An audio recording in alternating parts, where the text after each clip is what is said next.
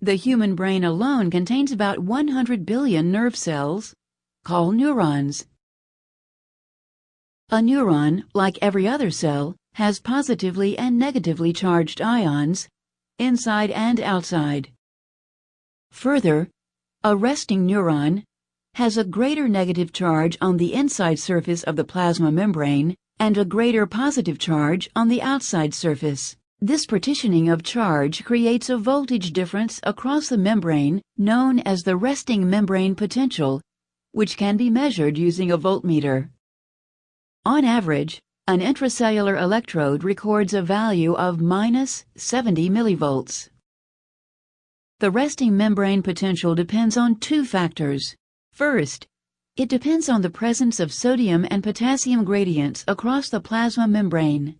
Specifically, there are more sodium ions outside the neuron than inside, and more potassium ions inside the neuron than outside. Second, the resting membrane potential depends on the differential permeability of the plasma membrane to sodium and potassium ions. Leak channels in the plasma membrane allow sodium and potassium ions to diffuse or leak down their concentration gradients.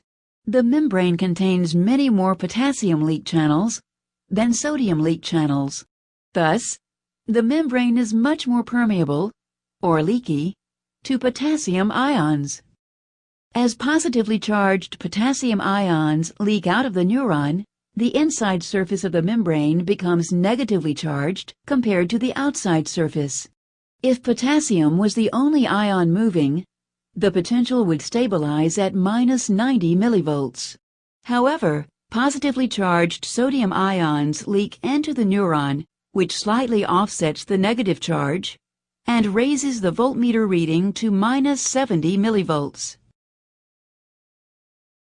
Sodium-potassium pumps actively transport sodium ions out of the neuron and potassium ions back in, compensating for the sodium and potassium leaks.